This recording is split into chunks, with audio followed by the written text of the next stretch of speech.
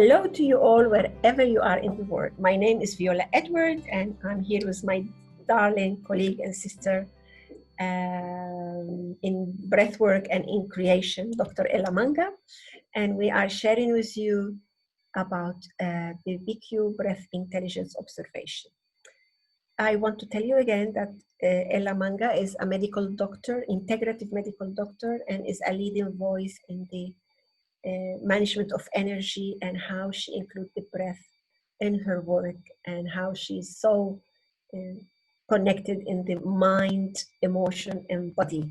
And of course, all that leads to a beautiful spiritual path. Thank you, Ela, for being again with me here, for being in my life. Thank you, Viola. Yes, and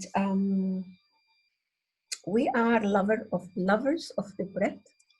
And in different areas and different parts of the world, we've been developing and pioneering conscious breathing in different fields. I do, apart from one-to-one session and group session, and both of us, we train professional breathworkers. Ella does the inclusion of the breath in her medical journey.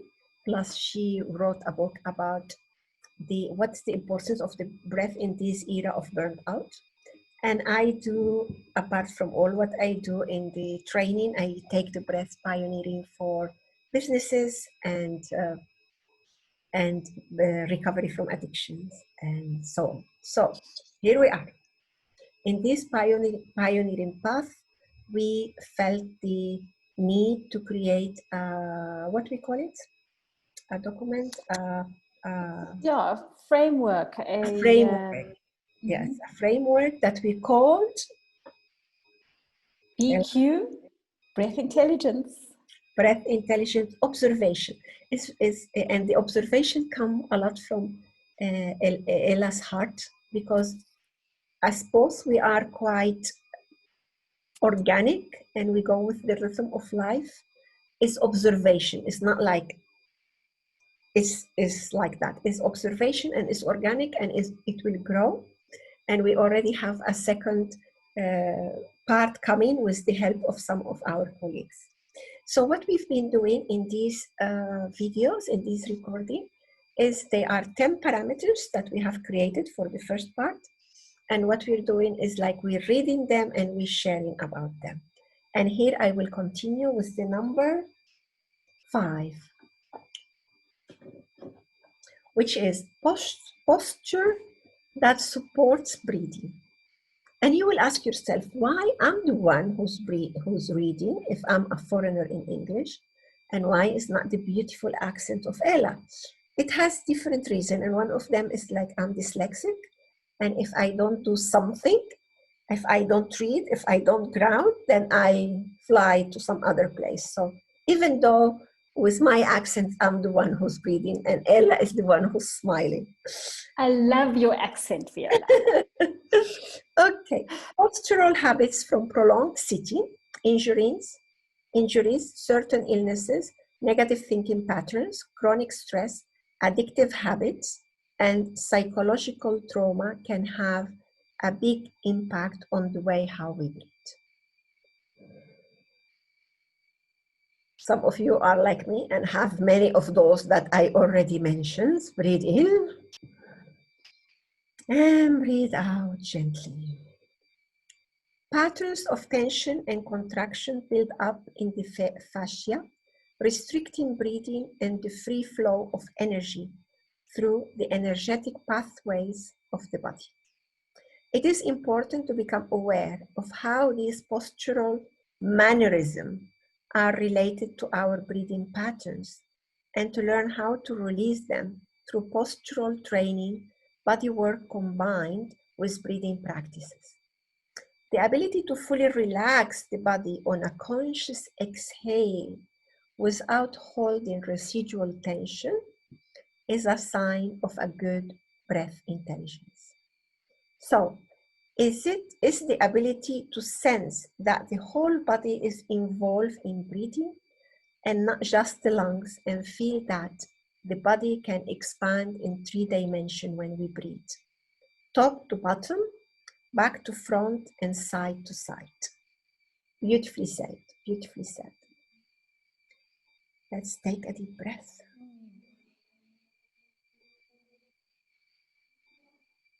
And before meeting Ela, I used to say, just breathe from the top of your head, from the top of your skull to the bottom, to the toe, to the plant of your feet. And it was beautiful how Ela was saying that we don't breathe only from the lung. All of us, we breathe, yes? And I used to say long and wide, and Ela expanded top to bottom, top to bottom, back to front, and side to side. So let's talk about this, Ela.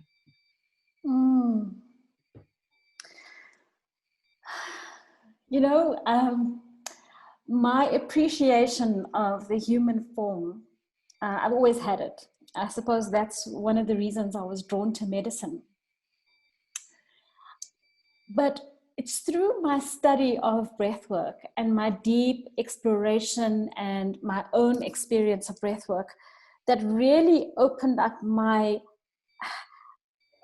deep awareness of how the body-mind system really is connected and how it works together. And through my relationship with my own breathing, I became more aware of my relationship with my body. And so even my yoga practice took on a whole new dimension, and my training sessions that I do, my exercise session, took a whole new dimension, because for the first time I was linking my deep relationship with the breath with my body and with my internal skeleton. Yes. And being really so aware of how my body was responding to the breath and how my breathing was supporting my movement. Yeah. And so, you know, I remember at medical school in second year, we get to dissect a cadaver. And it's such a privilege, you know, to kind of, you know, have a connection with the human body in that way, and to dissect and explore the human body. And a lot of what we did in our dissection was cutting through tissue, you know, hacking through all this tissue to explore a particular nerve or particular organ. And even, you know, when I was training as a medical student later in my clinical years, when we were doing surgery, you know, the surgical process is that you incise and then you tease away the tissue to get to where you want to operate, not realizing what you are actually cutting into. And what you are teasing away is the body's incredible, it's like an organ system, which is the fascia, the body's connective tissue, which is so alive, which is so, it's like our internal skeleton that connects everything to everything. And our fascia is connected to our diaphragm. Okay, so all the fascial lines kind of feed into the diaphragm and has a direct impact on the way that we breathe. So this internal skeleton, this connective tissue, holds past stresses, past trauma, past injuries. You know, if we have an operation in one part of the body, the fascia or that connective tissue in that part of the body contracts, which then causes a contraction in another part of the body, which causes a contraction in the diaphragm. You know, so that's a physical example of how, you know, fascial tension patterns develop. But we also develop fascial tension patterns because of psychological stress, of postural habits. And all of these factors then start to impact on the way that we breathe. And so when we can start to, you know, support our posture to facilitate breathing, it's one way to increase our breath intelligence. Yes. So, you know, and that's really what yoga did. If you look at the ancient yoga practices, physical yoga was really a means to prepare the body for breath. You know, and if we look at the postures, we will see that they were actually so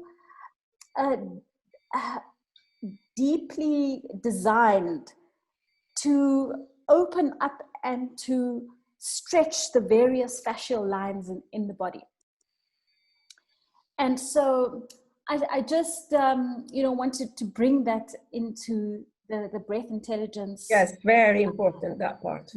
Because we have become so disconnected from our bodies. Yes. Many of us live in our heads. I think all of us in some way live in our minds. It's just the nature of our modern lives. And as a result, we disconnect from all the tension that the body holds for us. Yeah. And so if we are to work with opening up and waking up our breath intelligence, it requires that we start to deepen our relationship with the body, deepen our awareness of the body, and move in a way that supports breathing. Yeah. And go into the body from the body, not from the mind. Because I could see when you go to the body from the mind, you go into certain perfectionism of that posture or that movement or that, but it's not. I could see, when I see a body practitioner, a yoga teacher, when I observe them, I see who's the one who's there from their body and their real breath, or who's the one who's from their mind. Because it's like when they are from the body, is a systematic way. It's like systemic way of the movement, isn't it? It's not like by layers. It's all connected. Yes. Very good. Very beautiful. Thank you for bringing this in. So we go now to, and I wanted to say that about the body, because I'm somebody who, as a child, I was a books girl, while my sister was like physical, and I always had a lot of difficulty of coordinating the body. It's quite clear how I coordinate my mind and connect and go and come and relate easily, and how through my life, especially that I start working at an early age. My education was interrupted. I started working at 13 and went into the adult world, such an early age, how also that had interfered, not only in the way how I breathe, of course, had interfered in that skill coordination of the body, and how long it had taken me first, again, to be aware of that, to accept that I have this situation, and then to act on it gently and slowly, like a newborn baby. Doesn't matter how old I am. I notice in physical activities how usually I'm one of the last to get it. But the point is to stay there and keep doing, to be able, not to be necessarily the best or the perfect, but to be able every day to be a little bit better than the day before, a little bit better, yes. Yes. And be aware of our humanity and the beauty, the extraordinary thing that we are imperfect, and that give us much more space to work in ourselves. So the number 6 here, we have it as speech, and is we can learn to use the breath to power and modulate the rhythm and the tone of our voice. The ability to maintain the strength and volume of our voice, even at the end of a breath, and the capacity of speaking long sentences on a single breath and signs of breath intelligence. A good test is to shout, "Hey!" If the belly pops out rather than contracting inwards, it indicates that the diaphragm is collapsing under the weight force of the voice. Tell us about this, Ela. Speech is actually breath. And many of us don't realize this, that when we're speaking, we are actually forming words through an exhale. Speech is an exhalation. Okay. Words are formed by moving our lips and moving our tongue against the palate, making sounds, but actually the speech, our words are formed through an exhalation. And when we can use our conscious breathing to modulate, to change the tone of our breathing, to create the pauses, it completely changes the way that we communicate. So speech is such a powerful way in which we can relate to other people. Yes. It's not just our words that influence people. It's not just the words that we speak that can influence how other people are feeling and thinking, but it's also the way that we speak that can change the game for how someone is receiving the words that you are speaking. And so when we speak in a very kind of, in a way that is disconnected from our own life force and our own bodies, then that comes across. You know, I often think about radio presenters, and I can really pick up on the personalities of radio presenters through how they speak and how they modulate their voice. And, you know, sometimes, you know, someone will run out of breath. There's so much information. There's so much they want to get out that they kind of run out of breath at the end of their sentence. They can't get the words out at the end of their sentence, and they're almost gasping for the next breath. And that has an influence on how that message is received. Yes. You know, and I think about you, Viola, and I think about the wonderful way in which you use your voice and connect your breath with your voice. It just has such a calming and powerful effect, which is probably what makes you a powerful and effective public speaker. Yeah.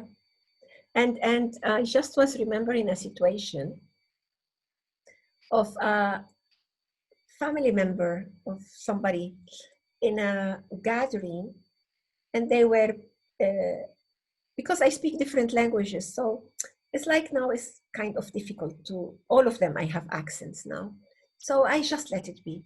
Anyway, I composed the sentence maybe in a Spanglish way, or something I said not very proper, not bad, but so that person corrected me, and she said something that it's like an obligation to learn how to pronounce and how to use the correct word, which I said, I agree with you, but I'm doing my best. You know, but I just let it be. But what was interesting that in that gathering, there were another like 3 or 4 people, and they come out to say, actually, from the way how she expresses the idea, we understood the idea, and must be the tone of the voice or something, that it was not offensive at all, that the time of the verb was misplaced, or I even don't remember how was it.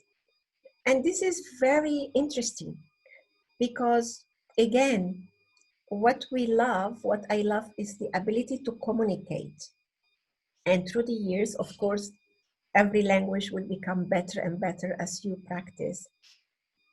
But not to speak because you have the language is not perfect. I feel it like a crime against humanity, you know, because what is the important? The magic happens by the breath and the speech, and all the other thing, of course, unless you make, you know, but we can laugh about it also.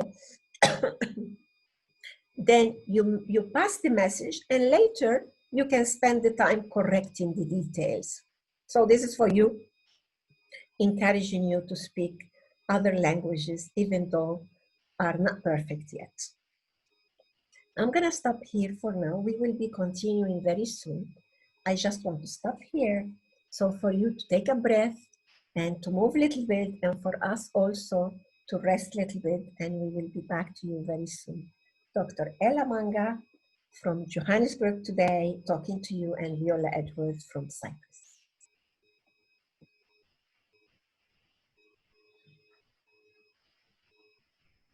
Okay. Let's continue.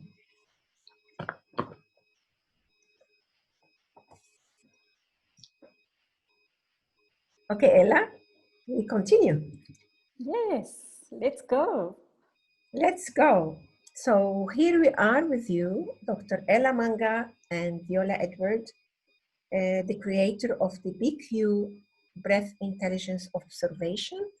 In the first chapter, let's call them chapter or stages, we have 10 points, 10 parameters that we are sharing with you.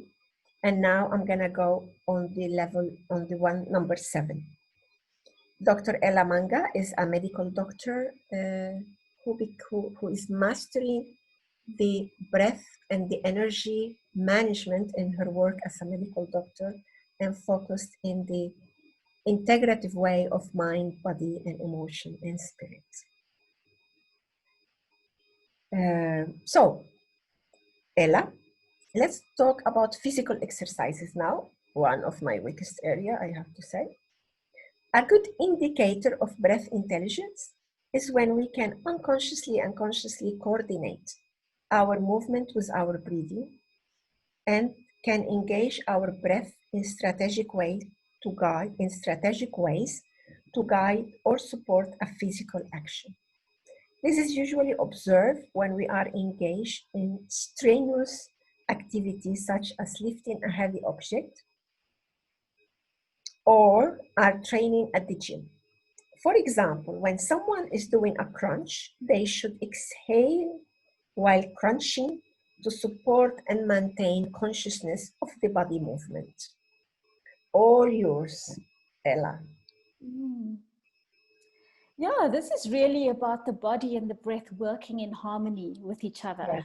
in a beautiful dance rather than opposing each other. One day I went to the gym and I saw someone trying to lift a heavy weight. They were training, they're doing the weight training, but they were chewing gum at the same time. And there was absolutely no awareness of their breath. And I thought, wow, how interesting. If only she was aware of her breath and used it in a conscious way, it would completely change how she was experiencing her workout and would get so much more benefit from her physical training. So this is about how does breath, your efficient breath, support the physical activity that you're doing, because that's how the body is designed. So that's just a practical way to think about your breath supporting your physical movement or physical action. Yes. And I remember once I was in New Zealand on holiday, and I don't know, through a series of synchronicities, I landed up doing a yoga class with an amazing yogi called Mark Whitwell. And Mark Whitwell's yoga is really based on the relationship with breath. And as he was guiding the Surya Namaskar, or the sun salutation, he basically guided the session so that the movement of the hands was led by the breath. So initiating the inhale and letting the hands follow the breath. And it was such a beautiful experience of allowing body to follow breath. Wow. Rather than breath reacting to movement. Yes. This is, I have some of my trainees that are all masters in their field in yoga and mind setting, which is Christopher Gladwell and Adrian Cox and Jess. And they come with these, is the breath is breathing you. It's when you feel that the breath is breathing you. Yes, yes, yeah, I understand. It's the flow of that. Yeah. So as we're going through these parameters, you will get a sense now of how breath is connected and related to everything that we do. Yeah. It's related to the way we speak, the way we move, the way we listen, the way we engage with every aspect of life. And so when we deepen our relationship with our breath, when we wake up our breath intelligence, then it naturally deepens our relationship with everything that we do. Exactly. and thus life. Exactly. Yes. And thinking about these beautiful colleagues, just come with the idea that breath is the new old technology that finally we understand how does it work. Isn't that beautiful? Yes. Yes, the old new technology. We're using this, Jess. Okay. Also, well, we'll talk about it a little bit later. Let's talk about responsive breathing. Is a sign of high BQ. Breath intelligence is when the breath feels free and is flexible and adaptable, rather than maladaptive and reactive. A reactive pattern would be when we stop breathing when we are listening, concentrating, texting, or holding an emotion. Responsive breathing adapts and flows in a way that serves whatever activities we are engaging in without holding the breath. For example, one should be able to breathe consciously, continuously during the feeling and the expression of emotion, such as anger, sadness, fear, joy, and happiness. Well, we have a lot to say about that. And we know that the breath is so connected with the feelings and the emotion. And here's my colleague and friend, Guillermo Riquen, who does a whole, who's been doing, and he does a whole study about the emotional efficiency. And he said that only in the Spanish language, so far he arrived to understand that there is 1,000 words that describe feeling, and they managed to work in 500 in this emotional efficiency. So imagine how many feelings we can experience, and there is, and how breath is connected with each one of those. Yeah. So it's not only when we, it's not only in glow, I'm angry, how many layers are of that. But the most important thing here is also when we were growing up as children, what was our first encounter with those feelings, with emotions, and how that encounter made us feel, and how we were encouraged or not to express the feeling or not to express the feeling. You're a big boy, you should not cry. You're the eldest sister, you should not be angry. You should not, and in, and in certain languages like Arabic, that I speak Arabic, and I have heard it in other languages, sometimes when they scold the child, they said, I don't want to hear even your breath. I don't know if you relate to that. Wow. Yeah, Wow. so shut down, like shut down. Arabic is a Sure. beautiful language, but also many beautiful language in the old time.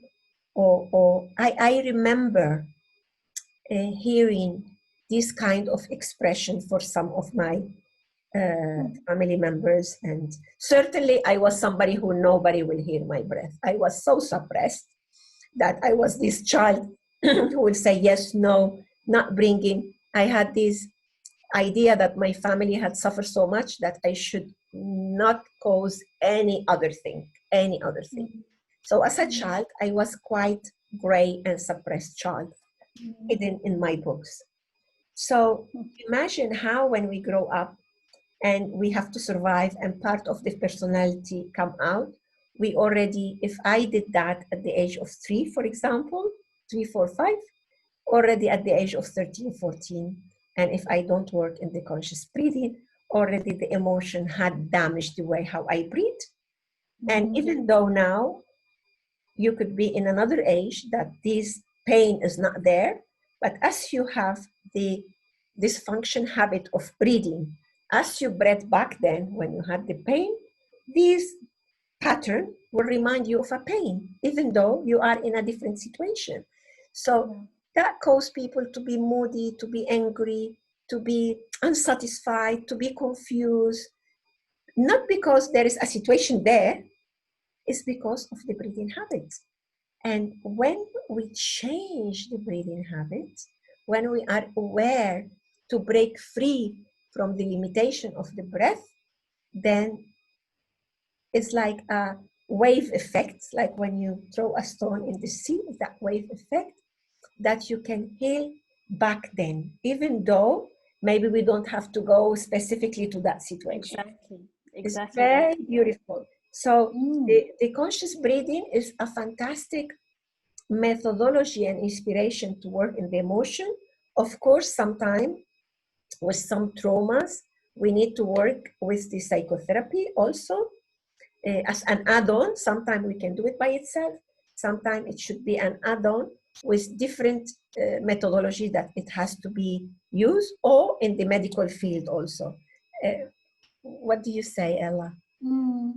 Yeah, I think what you're speaking to, Viola, is the reactive, fear-based patterns related to the breath and our own feelings. So I think, you know, we've got this conditioned response to pain and vulnerability. So when we experience emotional pain, when we experience physical pain, our default is to resist, to clam up, to protect, to armor.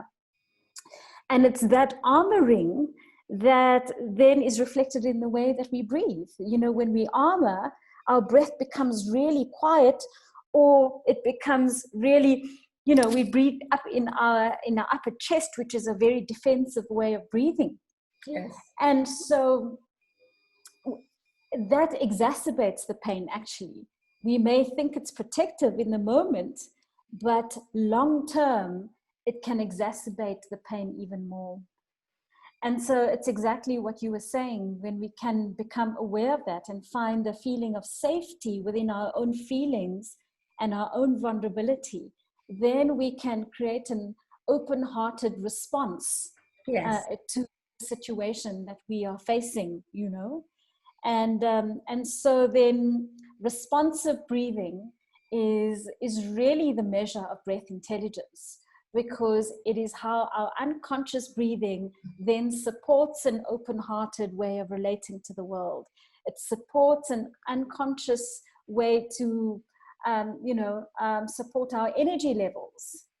So what we really want is to rewire and repattern our default breathing, our unconscious breathing, so that it supports whatever it is we're doing rather than work against it. And I Yes. think this is why we have an epidemic of burnout, you know, because it's an epidemic of disconnection, really. Yeah. You were talking about epidemic before we have this epidemic now. Yes, that's true. Yeah. Yeah. And it's funny how this whole experience has caused us, or given us the opportunity to slow down, Yeah. you know. Yeah. Let's take this opportunity to learn to breathe again. Yeah. And as you know, burnout is beyond the stress, is when there is a collapse, that when you really, the body said, I can't anymore. And the mind Yeah, said, I can't anymore. exactly. And it's quite dramatic to see it every time. It's not about older people or middle-aged people. It could happen in any person who didn't listen to the signs of the body saying, please give me a break, give me a break, Right. breathe. And something I learned years ago when, yeah, I think in 1993, when I have this first encounter with Leonard Orr, is the way how, of course, because I was in that time, I was just coming from the corporate world and having already entered into the world of meditation and breath work, but in a way, I don't know how I call it, pollution, or the weight of all these 21 years working with stress in the corporate world, how I was dealing with them. And I remember he used it to the group, he used to tell us, especially in communication and in trying to find agreement, or in a union meeting, or in a conversation between loving couple partners, remember to breathe to 20 and not just count to 10. Because if we are in disagreement of something and we said, okay, I'm gonna wait for them to say what they need to say, and I just say 1, 2, 3, 4, 5, 6, 7, 8. I'm not breathing. I'm still so upset, obfuscated, anxious, and I just gave 10-second time to say what 10 seconds before I wanted to say. So what we were learning, basic learning of conscious breathing, is to take time to breathe. It's just to take the time to breathe, but sometimes we cannot take 1 hour or 2 and lie down. So the basic learning is the 20 conscious connected breathing. So let's do together the 20 conscious connected breathing. And those are 4 short breaths and 1 long breath 4 times. Huh? So what's happening if you need to make a decision, if you are in a conversation, if you are in a discussion, or simply like now, we want to close this session in a beautiful harmonic way, we can do the 20 conscious connected breathing. So let's do it all of us from the nose, inhaling and exhaling, and is 1, 2, 3, 4, and the 5th is as long as you can.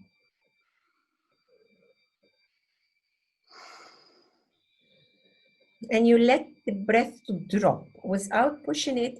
Just let the exhale drop gently and calmly. And start again. 2, 3, 4. And let's do the 5th. And let the exhale just drop. Okay, so we did 10 of the 20. I'm gonna leave you the other 10 and ask Ela to come back here with me. And I'm gonna say to you, while you practice the other 10 in the same way, 4 short and 1 long, I'm gonna say goodbye for now, and we'll be back to you very, very soon. Dr. Ela Manga and Viola Edward, the creator of the BQ, Breath Intelligence Observation. Ela, some word before we go? Yes, I think the 20 connected breaths are such a powerful way to reconnect with our natural rhythm and to wake up breath intelligence. And so really encourage you to practice that every day, 3 times a day, 5 times a day. Yes. Thank See you, you soon. everyone.